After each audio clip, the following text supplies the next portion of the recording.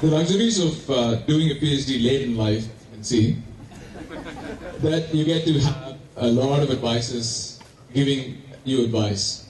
With this talk, I'm going to try to use the advice from my 3-year-old son, who's right there, who often tells me, "Be serious, Daddy." Ashwin and I, who are graduating today, have had different checkered pasts.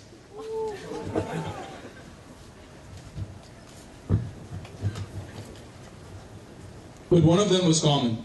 We had both worked for nearly a decade in software before starting to pursue a PhD. Due to this, many of our Mughal friends wonder and sometimes ask, how did you spend so long for your PhD? How did you convince your family? Of course, we can defensively say that 7 years is not that much. If you look at some in the humanities, they spend close to a decade. So we got done early.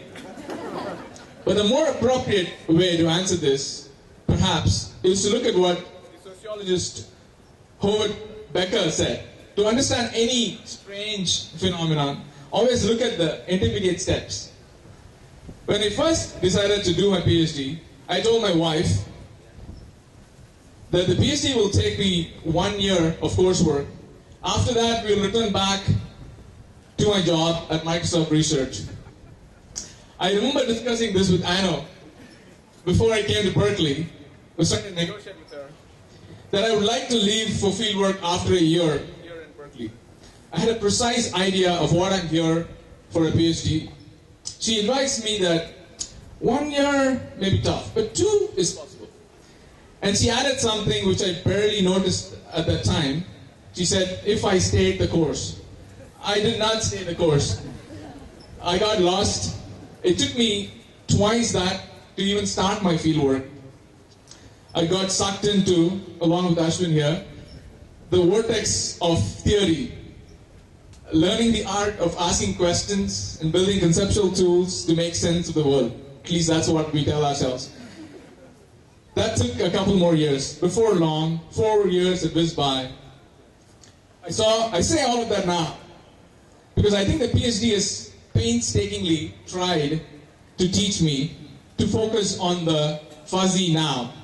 I don't think PhD can be defined about the dissertation. It's not even the question that we ask, although they're super important, but it is in the journey. In the commentary of life, people are rediscovering the ancient truth that meaning has to be derived based on what we do in our lives. The slogan of live in the moment. I think this lesson is brought to home, particularly for PhD students, and specifically at the high school. I want to thank the incredible wisdom of having a space for us misfits who could not be restricted into traditional disciplinary boundaries. I'm not a naive utopian. I do acknowledge the pressure of job searches where disciplinary entities continue to be important. But the freedom that the high school has given us to pursue different directions is something I cannot be more thankful for. I don't think it's something I actually appreciated enough during my time here. Only when I'm at the end of this journey that I realize the importance of this space. So I want to take this moment to personally thank all the faculty here and my fellow students, past and present. Some of them are here. I want to particularly thank my advisors, Anna and Paul, who are present here for their continued belief in me to mentor, motivate, and inspire me through their gentle touch.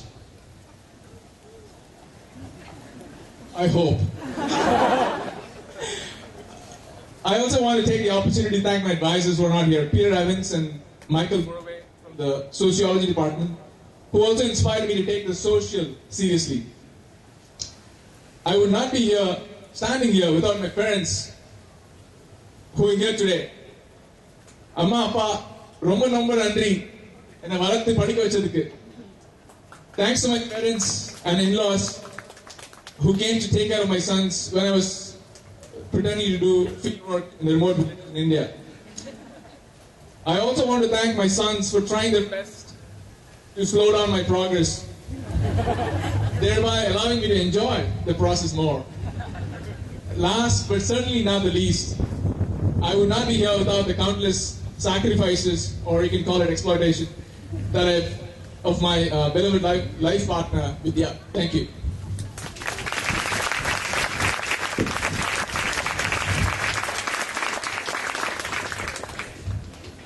I'd like to echo Rajesh's thanks to my advisors, Coy and John, for their guidance and patience as I took lots and lots and lots and lots of time to work my to Paul, who showed me how to think critically about information.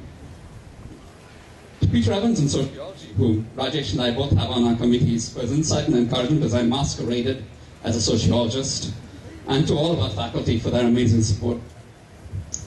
When I talked about graduation with Megs and John, we realized that I was in the first class of master's students she managed admissions for. And many thanks to Meg and all of the staff for keeping the school running.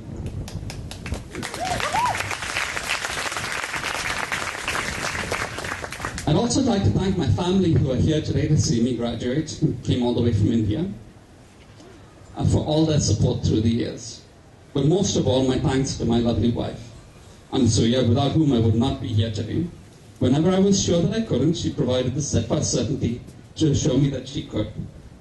She's also the best intellectual sparring partner I could possibly ask for.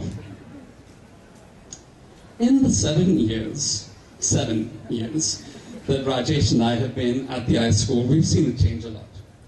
When I entered the master's program, I was part of a class of about 25 students. Today we graduate about 60 master's students, which speaks volumes of the success of our school. Working through the master's program was like teetering on the edge of a precipice. To look down was to face the madness of asking who and what it is that we are as a school of information. But there were always helpful hands to pull us back up again. When I started my Ph.D., my advisors, Coy and John, gave me a few strands of thread and helpfully pushed me over the edge. They told me I'd have to weave a rope of my own to pull myself back up again. As it happened, I found many others in the same situation I was in, who helped me learn the fine art of weaving the rope of a dissertation about information. Some of my colleagues in the PhD program have done work which has very little to do with information technology, covering information management over the 1906 earthquake in California, or asking how it was that we came to have a right to information from our governments. Others have focused explicitly on technology, covering issues like contribution behavior in Wikipedia, or using technology as a proxy for understanding migrant women workers in China.